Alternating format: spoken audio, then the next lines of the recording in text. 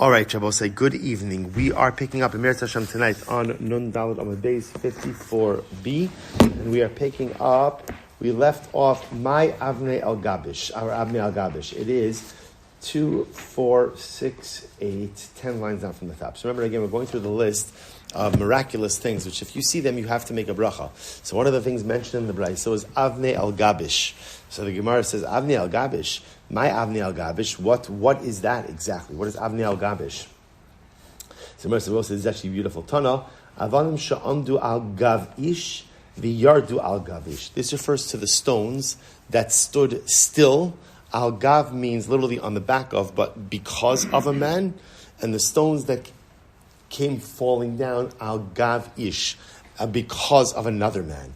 What is that referring to? This is so beautiful. So the Gemara says, Amdu al gavish, who is the man for whom the stones stood still?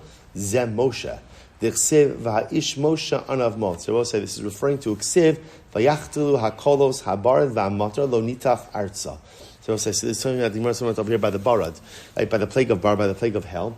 So when Moshe Rabbeinu davened that the barad should stop, so literally the barad stopped like instantaneously, to the point that there was barad suspended in midair.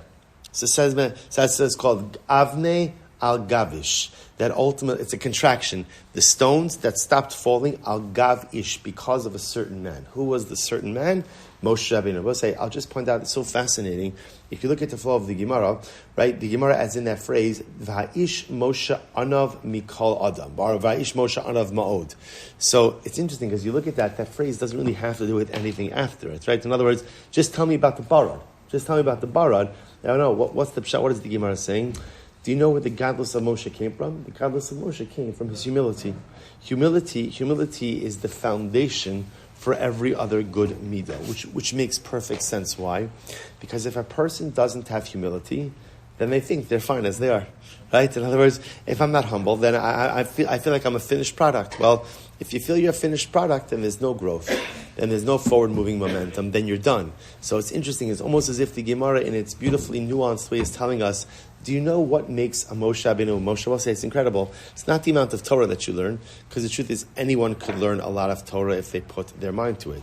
It's not even about so it's not about anything you do. It's more about who you are. That a person has to instill within themselves the midah of humility, because it's that midah, it's that character trait that propels you to constantly grow. I feel I'm not complete. I feel I'm not enough. I feel that where I am is insufficient, in a healthy way. I don't mean like chasam, like a lack of self-worth way, but I feel that I need to move myself forward. That's what propels me forward. Incredible. The Gemara says, Yardu al Gavish. And so too, again, the stones came down because of another man. Who did they come down because of? Zeh Yoshua d'chsev, Kach lochas Yoshua b'neon ish asher ruach bo, uksiv b'ahi b'nosa mipnei b'nei Yisrael heim b'morad beis choron, Hashem hishlich alehem avanim gidolos. So quite beautiful. The Gemara over here quotes in Yoshua during one of the wars, one of the battles in the conquest of Eretz Yisrael. So the pasuk literally says that large stones, Hashem hishlich alehem avanim gidolos, large stones came down in the battle of Morad Beis Choron.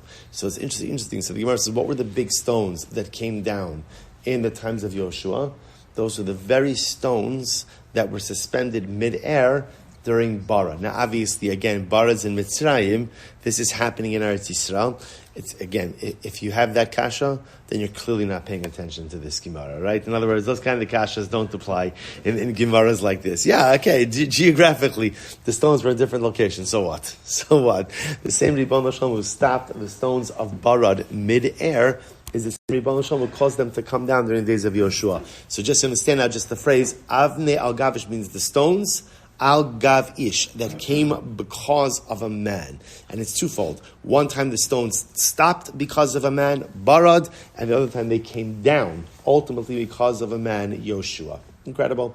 Even Shebikesh Og Melech Habashan Lizrok Al Yisrael. So, or again, another example is if you see the very large stone that Og wanted to throw on Klal Yisrael to destroy them. So Gemara says, first of all, I'll say what's interesting about this is, we know about Og, we read about him in the Torah, we never heard the story before. To which the Gemara says, you're right, Gemara Gemirila, it's a Gemara, it's a tradition. It's a tradition. So the Gemara says, Amar, listen to this, Amar Machane Yisrael Kamahavi. So Og asked like this, he said, how large was Machane Yisrael? How large was the Jewish encampment? Tlasa parsi.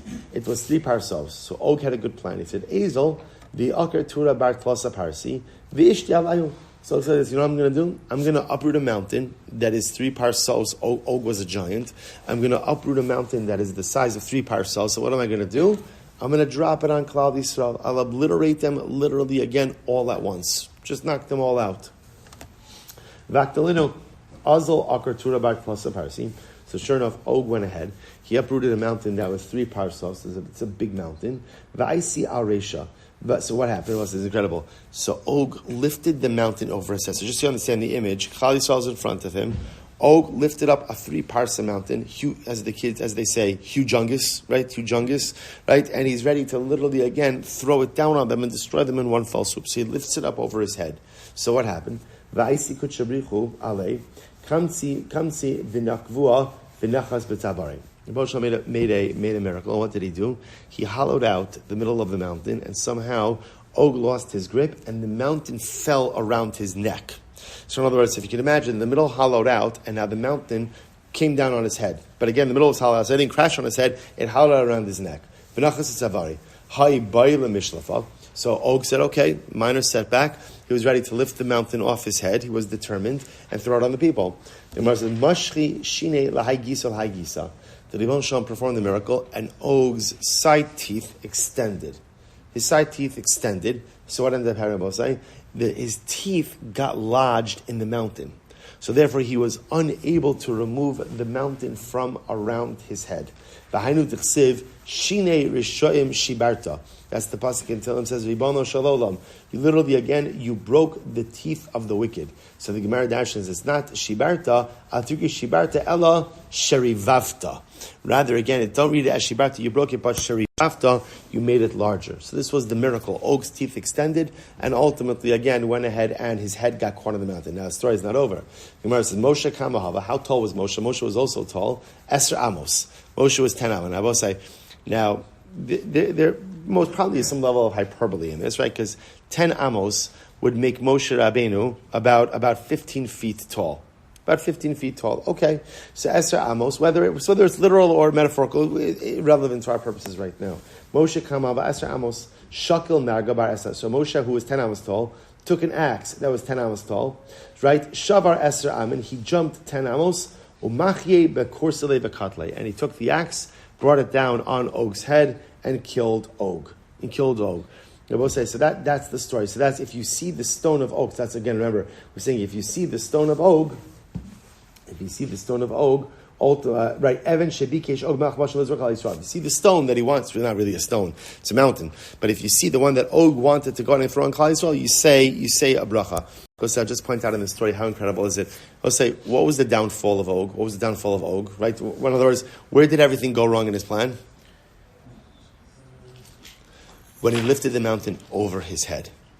See, I will say what's interesting to note over here is, had he just kind of like lifted it and like lobbed it, it seems like it would have worked out okay. Of course, Chaburah would have intervened. But Lemaisa, what foiled his plan was that he lifted it over his head. If you notice something fascinating, look at the contrast, right? Moshe Rabbeinu is introduced to us as Anav Mikol Adam. What do you think of when you think of that posture of Og holding the mountain over his head? Such arrogance. Such arrogance, right? You hold the mountain over your head like you're the master of the universe, ready to throw it down upon God's chosen people. If humility makes a Moshe, right? If humility ultimately is the prime ingredient for self-actualization and greatness, then arrogance is the prime ingredient for the downfall of man. Where there is arrogance, ultimately, again, there is always downfall. Maybe not immediately. Remember, again, Og was pretty successful in his day until this workplace accident over here, right? Right. But Lamaisa, but otherwise, before that, he was on top of his game. But when you think that you are the guy who holds the mountain on top of your head, everything goes downhill from there. All right, we'll have to stop. We'll have to stop over for tonight. I'm sorry, but the good news is next. So okay, so what we're just going to do is next week, if it's okay. Even if it's not okay, we're doing it anyway. Right, we are going to continue just this model of doing the shir after Mincha Ma'ariv. I know it's not the most convenient, but next week might be the last week we could do it. Mincha's at 7:10. Shir will be at 7:40. The nice part about that is that time will work for the entire week. So there's no time fluctuations, and even on Thursday night, we'll get a full 20 minutes. So next week, 7:40. Obviously, probably the following week, we'll probably have to, I don't know, we'll switch it to a different time. But we may be finished by the Masechta next week. So, if I don't show up. What's the over-under? On that? Schnitzel.